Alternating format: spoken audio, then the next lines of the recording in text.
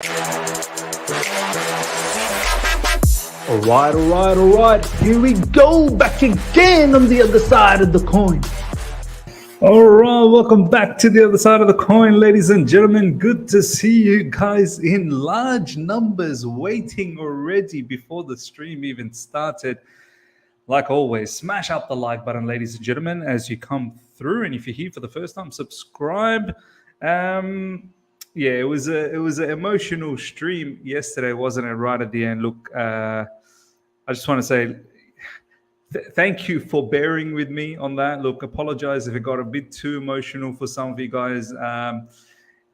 It's tough at times, you know what I mean? Like, you live and breathe Chelsea on a day-to-day basis, much like a lot of you guys, you know what I mean? Like, we live and breathe Chelsea. We come here on a regular basis, all of us, myself, you guys, and we interact. We talk about many things. We discuss waking up in insane times, not just me, a lot of you guys all over the world, even for the locals who don't get to watch the match, maybe for financial reasons, this, that, the other. When you see your club not performing and when you see your club in such a mess, it can get a little bit emotional. You feel vulnerable. And I guess when I saw that comment, it just got the better of me. And I guess emotions came out. I'm an emotional guy and I'm never going to hide from them. I'm a very, very emotional guy. And I've always been like that, you know, always have my heart on my sleeves, literally. So, yeah, I mean, hopefully it's not going to be one of those emotional times. That yesterday was not the first time I've actually cried on the channel. I've cried previously when we won in the Champions League. I broke down on that night as well. But look, yeah, hopefully we will see better days. I'm sure we will see better days. But before we see better days, ladies and gentlemen, there's still going to be some heartache. There's still going to be some tough stories to go through. Before we get into any of the transfer news today, we're going to go through a particular tweet, a particular article that I believe Sammy Mokbel and Matt Hughes dropped, along with Adrian Kajumba, talking about how certain players not buying into Potter's methods, much like what we talked about yesterday, ladies and gentlemen. You know, what the feelings that I had about the team and what I think certain players are probably, you know, feeling at the moment. You know, this is the tweet or the article that's dropped confirming that case. Now, whether that's true or not, that's for you guys to believe. But I personally think there are players who are most certainly probably not respecting Graham Potter. And as I said yesterday, Graham Potter needs to identify those players and then somehow manage to get them out of the football club, or if you can somehow convince them to buy into your methods or your, you know, philosophy or your style, whatever the case is. Do you know what I mean? Over 130 live already after 3 minutes. Smash the like button. Let's get those likes up to 100 immediately. If you're here for the first time, subscribe. Thank you to each and every one of you guys that have joined. Point 44. I'm going to pick up this particular comment because this brother is wonderful. He's a massive supporter, much like all of you guys. You guys are all massive supporters. But Point 44 always comes up with some interesting comments. So I just thought I'll pick this one up. Miz, important question. Do we start the process building Potter's team? Do we sack him and find a world-class manager? Because if Potter isn't good enough and we bought his players, it's square one again. This is a very tough question. This is definitely a very tough question. But I have to say right now, okay, let's assess the situation. When Potter came in, he pretty much had a full squad. Reece James was playing. Ben Chilwell was playing. We didn't have that much issues with injuries. It was just N'Golo Kante, and I think there was bits and pieces about Kovacic. There was a good run that we went through. Don't forget the Champions League. AC Milan, both legs. The turnaround that we made in the Champions League. A couple of wins against, I think, Wolves. There was a win against Crystal Palace. There was a win against Aston Villa, albeit Aston Villa. That was fortuitous. For me, I think Aston Villa deserved to get something. But there was a moment he was going through a good phase. And as we've always said, not having Reece James is a huge factor, huge. He changes the dimension of Chelsea Football Club. Do you understand? Assist, goals, this, that, the other. Okay, now you can say, well, surely, Miz, no way a manager is so reliant on one player. He's got to be good enough to find solution. And I guess this is where we are, where he's not been able to find a solution. And you know what? Even Thomas Tuchel was unable to find a solution. With Thomas Tuchel, I guess there was no Ben Chilwell, at least with Graham Potter. There's at least Cucurella. But then again, Graham Potter is seeing a lot more. I feel like he's seeing a lot more injuries. Do you know what I mean? Like some of the attackers are not there. Literally, the starting lineup you can have full of injured players. I'm not saying that Thomas Tuchel didn't have injuries. He had plenty of injuries as well, but also sanctions, also new ownership, also Lukaku, also his personal situation. So, look, we've been going through a tough time for the past 12 months. So coming back to this point, I feel like getting rid of Graham Potter right now is going to be premature. It really will be premature. I just want to see him get some players and then see exactly what he does. Look, this season, whether we like it or not, like we're 10th. I don't know what you guys are expecting, some sort of miracle to come back to 4th. I wouldn't hold my breath for that. I really wouldn't hold my breath for that. So from here, let's see what Potter can do. However, as I said yesterday, Potter is his own, I suppose, he's the one who decides his own fate, really. Like, if he's unable to get a victory against Fulham and Crystal Palace the next 2 matches, and then after that, I believe it might be Liverpool, he's going to put himself into trouble. Do you know what I mean? Like, he's got to figure out a way to make Chelsea resolute, to make Chelsea very, very tough defensively, make us very difficult to be beaten. And then he's got to find a way to at least somehow squeeze a winner, at least. You've got to, in order to buy time, you've got to pick up the wins. This match against Fulham and Crystal Palace, these 2 matches, so important for Graham Potter. I feel like if he drops points against Fulham and Crystal Palace, the fan base will be very, very irritated. Very irritated. The fan base will be extremely against him, and Todd Bowley is going to find it very difficult to just hang on and hang on. So it's very important. And I feel like Graham Potter has the ability. I know we've got a lot of injuries, but we still have ingredients to beat Fulham and Crystal Palace. No disrespect to Fulham and Crystal Palace. Very good team. But you'd think our players, this is where the players need to stand up. The players have to stand up, man. Fight for the football club. If you don't want to fight for the manager, at least fight for the football club. But this is where the first tweet that we're going to talk about comes into play. But point 44, I personally would still stick around. I really would, because for me, it doesn't make sense getting rid of Graham Potter right now. I mean, the man's got a 5-year contract, man, on 12 million a year. I don't think Todd Bowley brought this guy in to be replaced by January. The owners will look so stupid, so stupid. So, but having said that, the wins are very, very important. Player power has been the bane of Chelsea Football Club for a while now. Exactly. And this is what we're going to talk about. Ladies and gentlemen, check this tweet out. This is from Adrian Kajumba, Sammy McBell, Matt Hughes. This is the article that they've dropped. MailSport understands there is concerns behind the scenes about players not buying into Potter's methods. However, Chelsea Chiefs are understanding of injuries and feel the squad is unbalanced. Further goes on to say sources have indicated that there have been some teething problems behind the scenes, given a large turnaround in recruitment and technical staff, perhaps contributing to some of the on-field problems. This is exactly what we talked about yesterday. These are the things that we said. The new owners came in and literally sacked everyone left, right, and center. Everyone. It must be a bit difficult for the players to come in and all of a sudden see a whole heap of new faces. Do you know what I mean? At least, had we kept one of Peter Cech or Marina or whoever else, right? I know some people would say, well, Peter Cech wanted to leave himself, but still, if it were able to convince someone, I think it would have been good. While a negative result against Fulham would not leave Potter in immediate danger, Chelsea owners have earmarked this game to see improvements. You can already see Chelsea owners have earmarked this game to see improvements. So look, all the talks about injuries, this, that, the other, yes, valid. But you still got to find solution. Play Chukwuemeka, play Dennis Zakaria, play Omari Hutchinson if you have to. Ziyech. You got to build some sort of chemistry. Graham Potter has to build.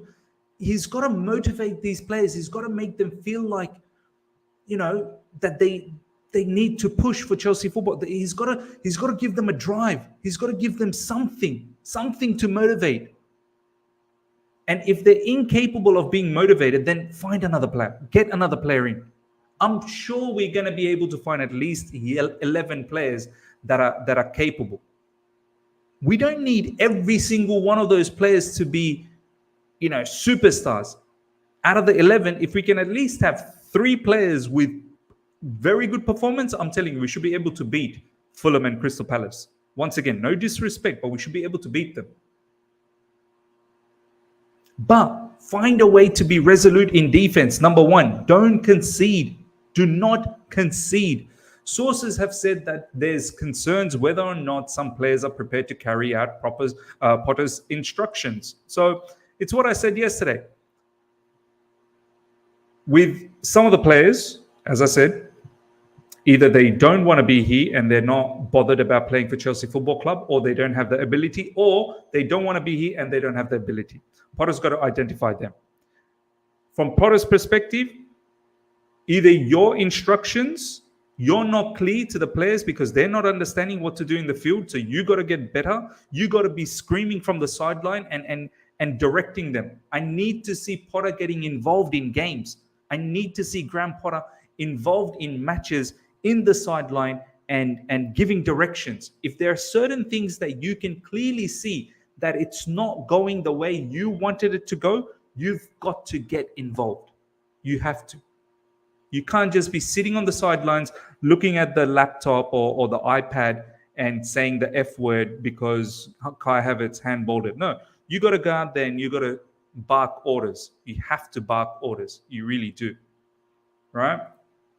So, look, I'm not surprised. I'm not surprised on that particular article, that tweet from PYS with all those, journalists. Yeah, definitely there can be players that are not believing in Potter's methods. I'm not surprised. One bit.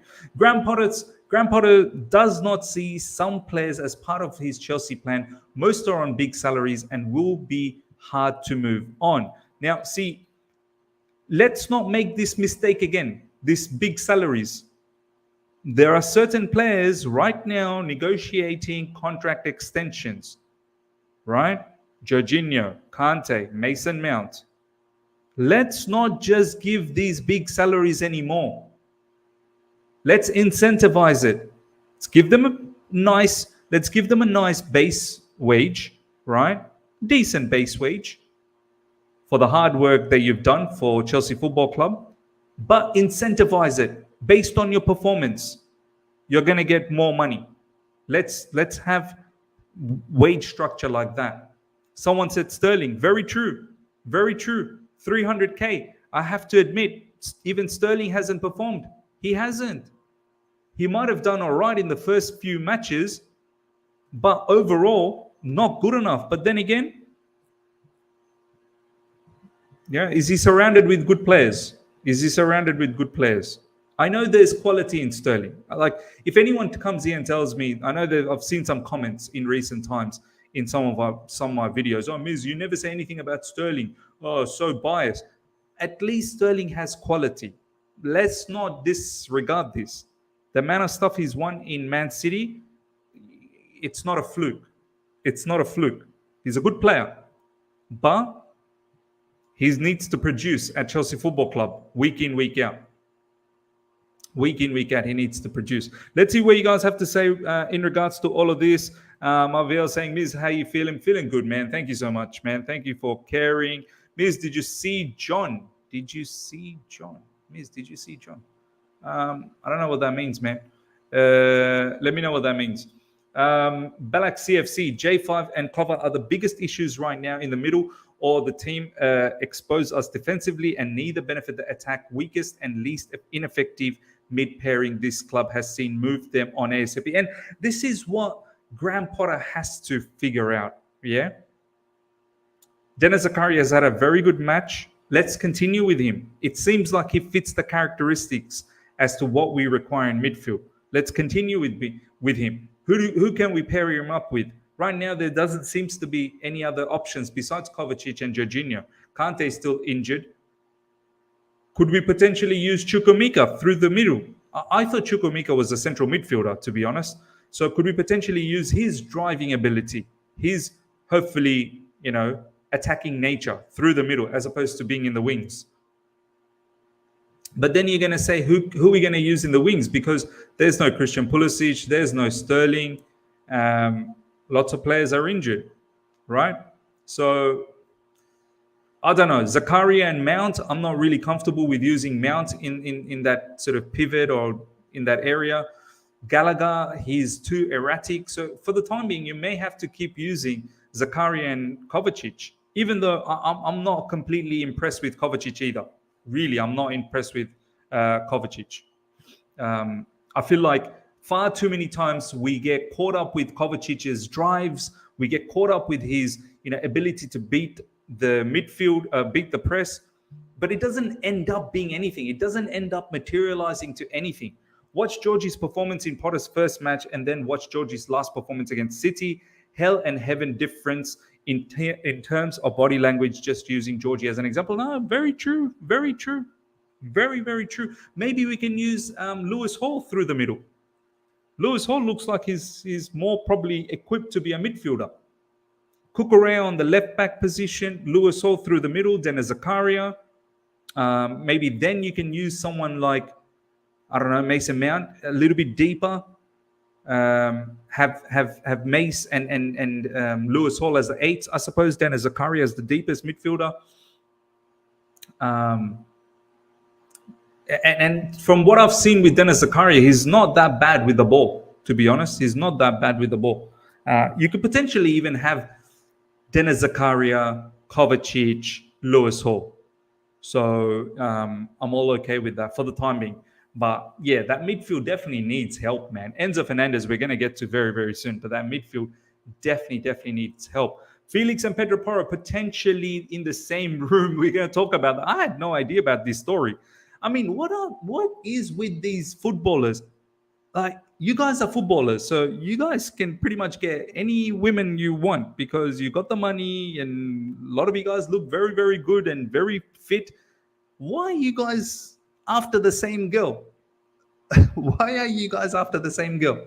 Like, I'm sure there's plenty of beautiful women out there. Plenty of beautiful women out there. So no need to go for another player's girl. Like, it's mad. But yeah, we'll talk about that down the track. I didn't know anything about it. I had to read up on that, which was quite strange. Clicks, salam, brother Miz. Wa alaikum assalam. I saw yesterday's stream and it made me tear up. I'm really, really sorry, man. It made you tear up.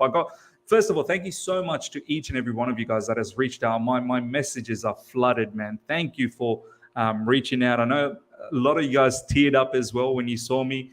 I didn't want that to happen, but look, emotions, I suppose, I don't want to hide. But thank you for supporting and always being there, man. You're like a brother to me. Glad to see, man. We're like family, man. All of us, we're family. Honestly, we're all family. And it's great to have all you guys in here. Girl in demand, absolutely. Mauro Icardi acting like an influencer. Yeah, of course, they're both left-footed. Buddy Charles and Thiago CB partnership can't work. Both have no pace. I need to see Buddy Charles. Right now, Koulibaly, he's been a little bit suspicious. So, but if you say he has no pace, we'll see. I don't have too much comments about Buddy Charles. I've not watched him enough to make a comment. Neither Kova or J5 deserve to start the next game. If we're being honest, look, potentially one of them's going to start because we don't have midfielders. But Yeah, we'll see. We'll see what happens, man. Off the blue, Kai can play DM, but Chelsea don't have strikers. Off the blue, Kai can play DM. Kai can play DM. Are you serious? You must be joking, right? You must be joking. Simon Phillips tweets giving me hopes on Enzo again, low key. All right, beautiful. Okay, let's move on to the next news. Now we are going to talk about the transfer news, ladies and gentlemen. This is where it gets, we get into the nitty gritty, as Eunice would say. Okay, ladies and gentlemen, Chelsea ready to close the Felix deal in 24 to 48 hours. All parties are ready to get it done fast. This looks like it's happening. I'm very happy it's happening. I know a lot of Chelsea fans are not very excited about this. There are plenty that are excited about, and there are plenty that are not. Please, live chat, over 320 live right now. First of all, smash the like button. Take the opportunity to smash the like button. It would be lovely to get close to 200 likes during the live stream. It'll be fantastic. If you're here for the first time, subscribe. Next, I want to ask you guys, over 300, nearly 330 live right now. Are you Felix in, or you don't want Felix? Let me know. And why? Why would you want Felix? Why wouldn't you want Felix? I want to hear from both sides of the coin. Many people are saying, look, Felix won't solve everything. It's not like he's been lighting it up at Atletico Madrid. And also, he's going to come to Chelsea Football Club, and much like every other attackers, he's going to rot.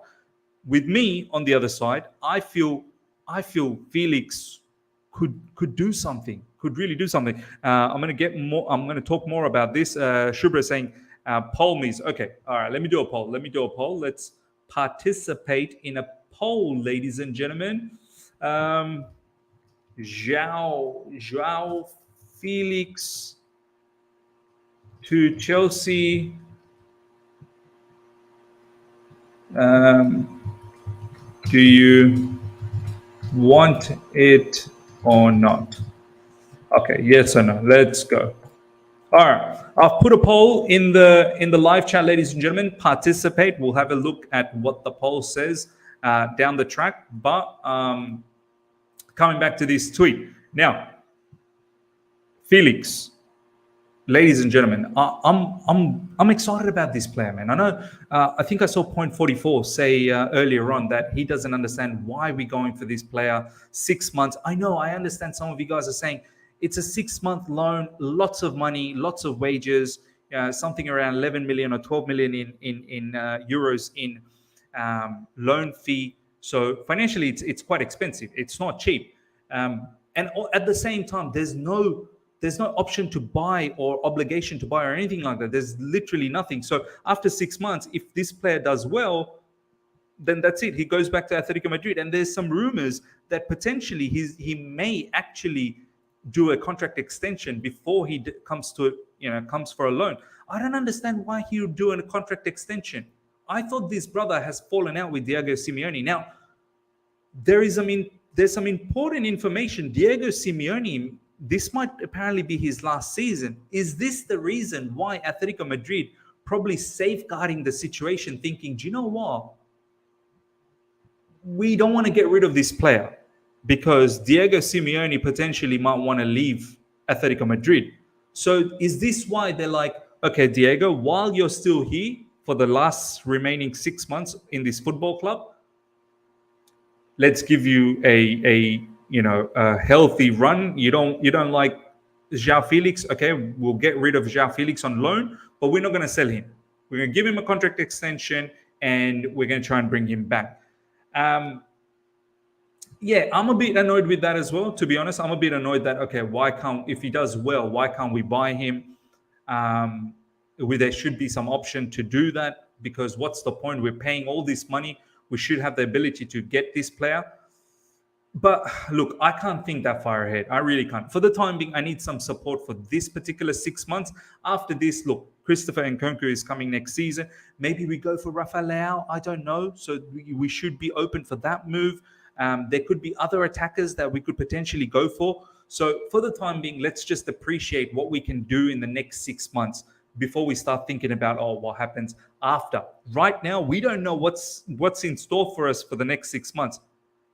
We don't even know whether Graham Potter, if he's going to be able to get the results that we desire. Do you know what I mean? So for the time being, my perspective is, let's take it as it is. I think the player is quality, not just because of what he did in the World Cup. I've seen him previously in Atletico Madrid. Last season, there was a good patch where he was great. I know there's a lot of people who say that's a purple patch, but even in Benfica, he was fantastic. I remember seeing him there. He's got the technical ability. He's got good passing range. He can pick out a key pass. He's creative enough. Yes, he hasn't produced many, but you know the characteristics are there. Maybe if Graham Potter, the coaching, if they just allow him to be playing that free role. I don't want him to be hooked on the left side or on the right side or as a false nine. I want him to be where Kai Havertz plays. Maybe then we could perhaps see Kai Havertz up front and Joao Felix just behind. Maybe that partnership could work. But I'm thinking maybe Joao Felix and Aubameyang up front, that could potentially, Joao could find a player like Aubameyang, much like how he was trying to find Gonçalo, what's his name? Gonçalo Ramos, the Portuguese brother. So, I can potentially see something there. He's a good player. He's a very, very good player. And then you can have maybe Mace just behind Joao Felix, more in central midfield, someone playing from a little bit deeper. And then you can have someone like Zakaria as the deepest midfielder, as the DM, right? So I think this is more suited. After 139 votes so far, yes, 79%, no, 21%. So it's a resounding yes. But Jesse here is saying Felix out. We could sign Haaland and it wouldn't change anything. We desperately need midfielders. Before we look anywhere else, we will be giving 11 million to Atletico for no reason. Now, Felix, your comment is given a sense that you're thinking it's just Felix and no one else. Now, brother, we do need midfielders, and I'm hoping we're going to get a midfielder. I'm going to get to the Enzo Fernandez news very, very soon. If it's not Enzo, it has to be someone coming in midfield for me, personally. I know a lot of you guys would say the same thing as well. I think you guys want a midfielder. I would be very surprised if it's just Felix and no midfielder. So I completely hear what you're saying, but I think we're going to get a midfielder. So for me, it's a Felix yes, and also the fact that we're going to get a midfielder, it's even more of a yes, because we do need something different in attack. Let's not beat around the bush. We do need something different in attack. Sorab is saying, hi, Miz, Felix in for me. He's a creative player, excellent dribbler, important for freeing up Kai and Mount to be more of an influence. I think important to potentially get a lot more out of Kai, and maybe potentially to get a lot more out of Mount. But I would have Mount play a little bit deeper. I don't need Mount to start creating stuff. I need him to play a little bit deeper, get involved in the build-up a little bit more, and then sort of, arrive at the box late, and let Joao Felix have that free roll up front. That's my sort of vision about this particular scenario. T1, thank you so much for the super chat. Is that Brazilian ready to play this season? You mean Andre Santos, the young player that we got? I would be very, very surprised if he's ready. I really would be very surprised. I don't think he would be ready. I think he's going to be part of the development squad first, then slowly but surely coming to the frame. Pedro Porro is an attacking right back and was part of Man City, so will be good footballer technically. Oh, really? Was he part of Man City? Is that true?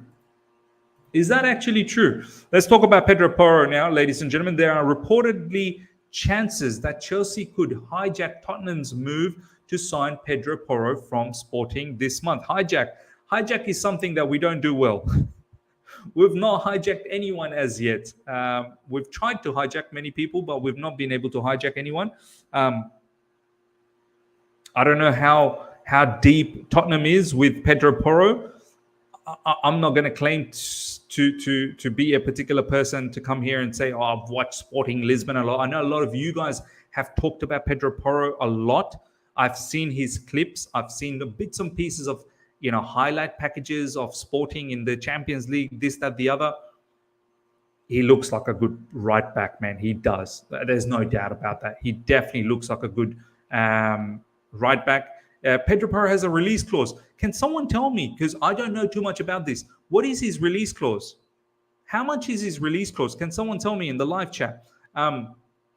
Meanwhile, look, he's quick. He's technical.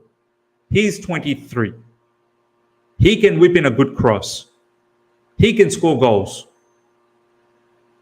He's got good recovery pace.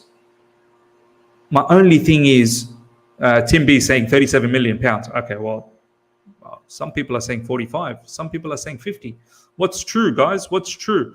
45 million release clause and 20 to 25 million buyback clause for City. Okay. Oh, so is he a City player? Was he a City player? What's going on? When did City buy this guy? When did City buy Pedro Porro? Interesting. Very, very interesting. So look, my only issue with Pedro Porro is, can he match up with the physicality in the Premier League? I know Portuguese league is no mug, like it is physical, and there's been plenty of Portuguese players that have come to that have not just come to Chelsea Football Club, but in the Premier League that have done really well. Like they're physical enough. I just don't want to get that. Like I was very hyped about Sergio Reguilon. Do you guys remember Sergio Reguilon? I was so excited about Sergio Reguilon. Look at that guy now, man. Like, wow, I got that wrong badly. Do you know what I mean? Sergio Reguilon, when he was playing for Sevilla, oh my days, I was watching Sevilla. But then he came to Spurs. It just didn't work out. It seemed like, the physicality, the characteristics of this particular league, the nature of this league was a bit too much. Would Pedro Porro fall into this similar trap, or would he be a Joao Cancelo type? Is he a Joao Cancelo type of a right back? So let's see.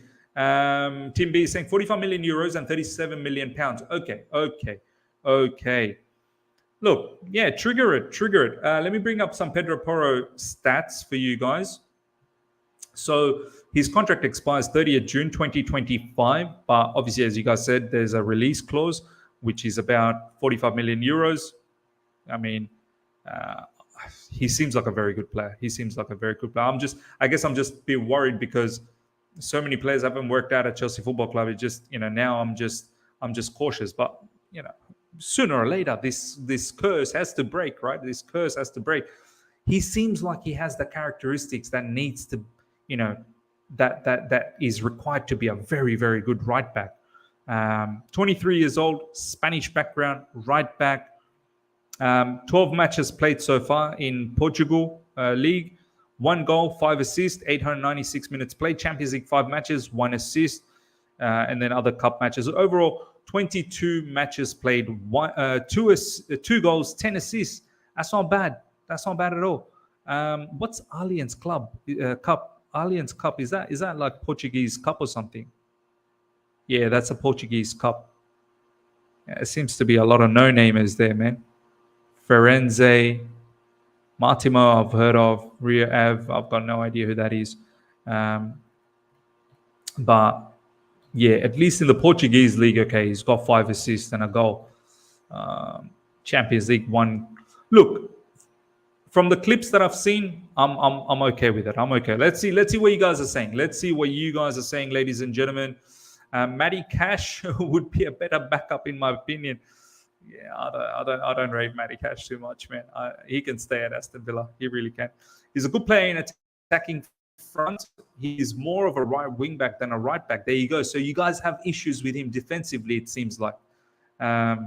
Please look at his stats. In FBref, attacking wise, great, but his defensive work is rubbish. There you go. I think a lot of people are agreeing with you. We need to have some defensive cover as well. You got to have that Reece James ability in attack and defense.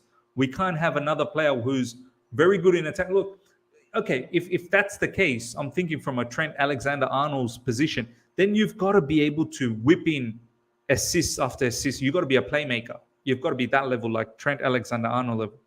Then maybe we can cover with like defensive midfielders, much like what Liverpool tried to do, cover for Trent Alexander-Arnold.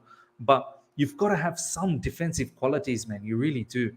I can't just have someone who's just attack, and then, defensively, we're always open. I love Pedro Porro, class player. I think I prefer Frimpong. Whatever happened to that rumors, man? It seems like it's not there anymore. Felix and Pedro got beef, yes, and that's the other thing. Joao Felix seems like he's going to be a Chelsea player, and Pedro Porro. Like, is this really going to happen? And how would that chemistry go down? Surely this is like someone will think about this. I'm pretty certain Joao Felix looks like he's going to happen for Chelsea Football Club. And if he figures out that Pedro Porro is coming as well, I'm pretty sure he'll have some words. With Chelsea hierarchy saying, hey, I don't know. Unless if the matter is resolved. Like, seriously, I mean, these players, man, as I said, there's plenty of models, plenty of superstars out there. Why do you have to go for the one, both? Move on. Pedro Porro, very good on both fronts, Miz. Some people are saying they're good on both fronts. Drama FC, look, I don't want any more drama. I really don't want. Like, seriously, I don't want any more drama. So I can do without drama. If Joao Felix comes in, maybe let's not get Pedro Porro. Unless we can confirm that their issues are resolved and they both now have separate girlfriends and they're happy. They're happy with their women. Do you know what I mean? Not the same girl, please. We don't want another. If you remember, Wayne Bridge and John Terry. I'm pretty sure, right? It was Wayne Bridge and John Terry. We don't want another one of those situations. Felix and Pedro looking at each other like that meme where two black men stare at each other in anger. Absolutely. These players view women like cars. They want one that has been test driven. Oh my God, CFC Balak. Oh my days. These players view women like cars. They want one that has been test driven and has good experience on the road. I see. Balak CFC. Seems like you tend to have a little bit of experience in this matter. Let us know if you've got some stories, brother. The problem is no one wants to be back up for Reece. Look, at this stage, if a player actually says, I don't want to be a backup for Reece, I don't want that player. Because if the player has that mentality that they're going to be a backup, I don't want you. You need to come in with the mentality that you're going to compete with Reece James and potentially maybe take over. You have to have that mentality. You can't just come into the football club thinking, oh my God, I'm going to be number 2. No. Because if that's your mentality, I don't want you. Get out of here. And also, from our perspective, Reece James, like, if and when he does come back, how long is he going to stick around for again until he gets another injury? Do you know what I mean? Like, I would love to see Reece James play for us for 6 months solid. So whoever does come in, you don't have to think about backup. If anything, Reece James is your backup. Because it seems like Reece James gets injured more often. So you're potentially going to get a lot more game. Do you know what I mean? If you're Reece's backup, then you are bound to get enough minutes. Exactly. Reece could start attacks. Kante could. Reece could start attacks. Kante could. We need these pivotal engine players from the flanks in the middle. No, 100%. Zakaria even looked good when he came on the other day. Wish he had started. No idea why he didn't. And Kanye, 100%. I'm hoping against Fulham, Zakaria and Chukwuemeka both start. I really do hope. Yes, Miz, experience is important. Leads to more efficiency, less wasted motion, gets straight to the destination. Oh, my days. You're a bad man, Balak. You're a bad man. Imagine Felix and Nkunku, Havertz and Mount all in the same team. Just a bunch of false attacking floaters roaming around the pitch with no real position. Nah, I think Nkunku is a real deal.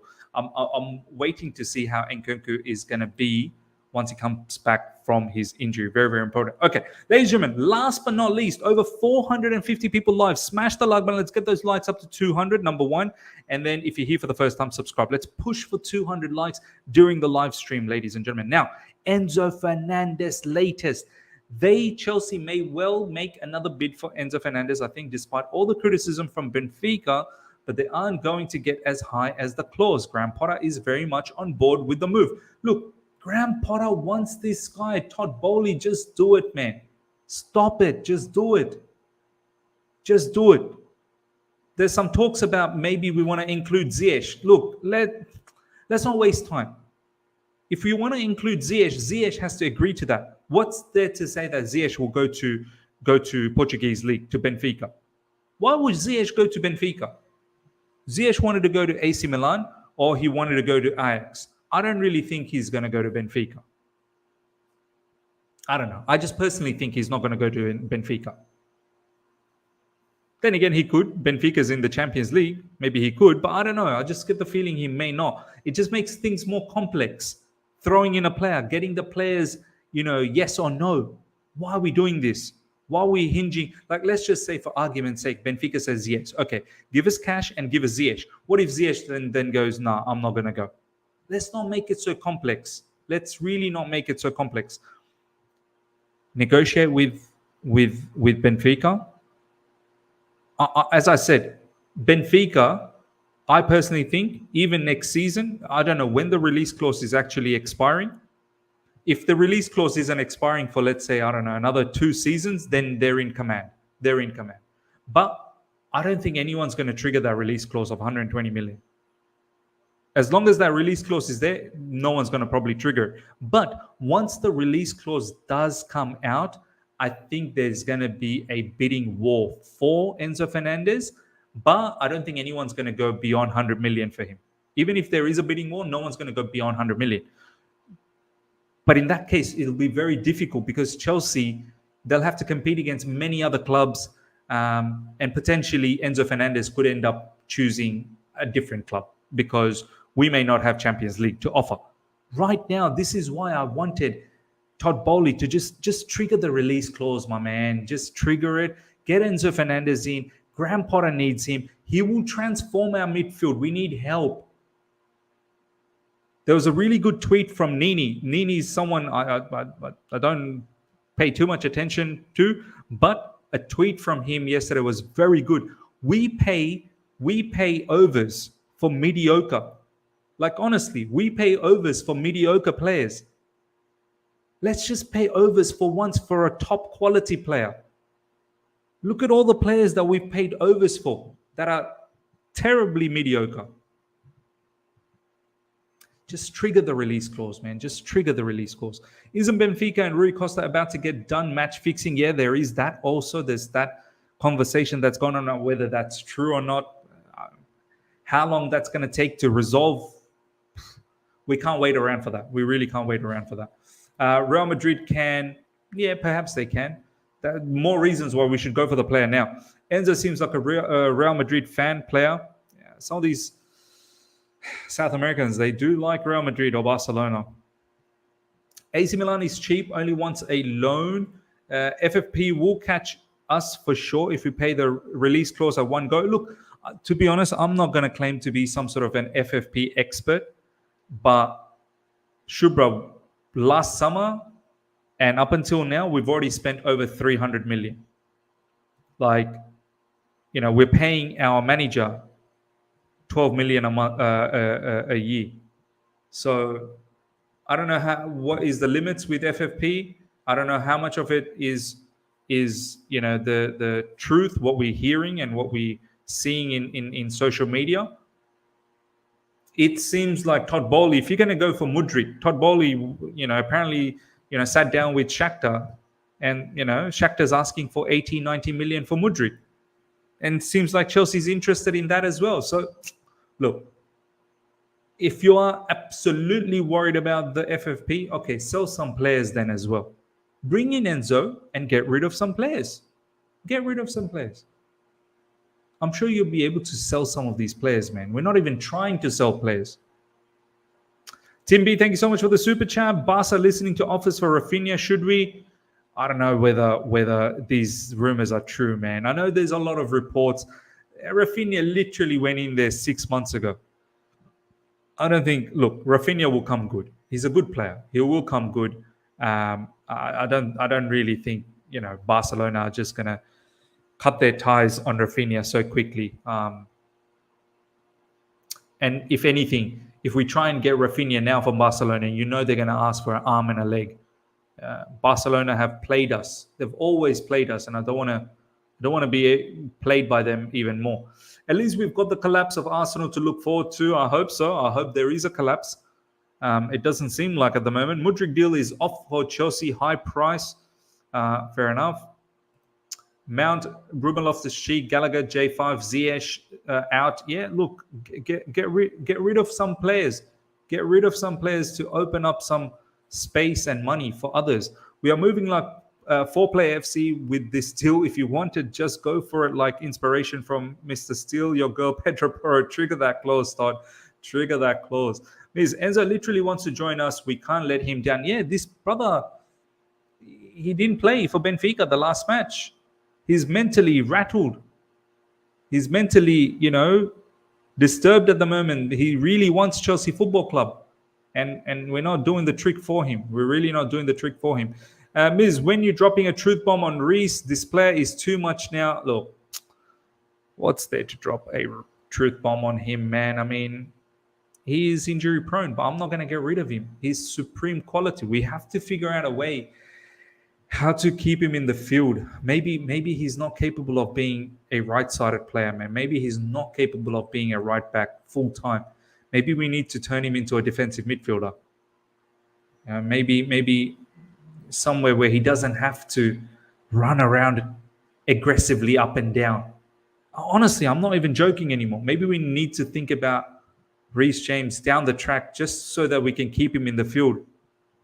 How can we turn him into a midfielder? But if you want a truth bomb, talking about let's get him out of the football club, that ain't happening, man. I'm keeping Reece James, regardless of all this. Like, he's top quality. I wouldn't say this about any player, to be honest. Like, for example, Christian Pulisic, get rid of him. Get rid of him. How many more injuries are we going to suffer? Apparently, he's out for weeks. Weeks. Get rid of him. Get rid of him. N'Golo Kante, I would get rid of him as well. The only reason I agreed on keeping N'Golo Kante if we get in Enzo Fernandez. If we get in Enzo Fernandez, okay, fine. You want to keep N'Golo Kante as a sort of supplementary player? Okay, no problems. But the terms and conditions, I'm not okay with Kante. Same wages, 3 contract. It just doesn't make sense. But yeah, ladies and gentlemen, we'll wrap things up. I hope you guys have enjoyed this. Smash the like button before you go. Only another 46 more likes to get before we hit 200 likes. I'm going to end the poll as well. 333 votes, 82% wants Joao Felix. So it's a resounding yes. Seems like majority wants Joao Felix in. And yeah, I shall see you guys with another video later on UK time tonight. So do look out for that. Roughly around, I don't know, maybe 7:30, 8 p.m. So do look out for that. But yeah, would love to get 200 likes. Only another 39 more likes remaining. Smash the like button. If you're here for the first time, subscribe. Hit the bell notification to stay in touch with all my content. Until next time, see ya. Hope you guys have enjoyed all of this.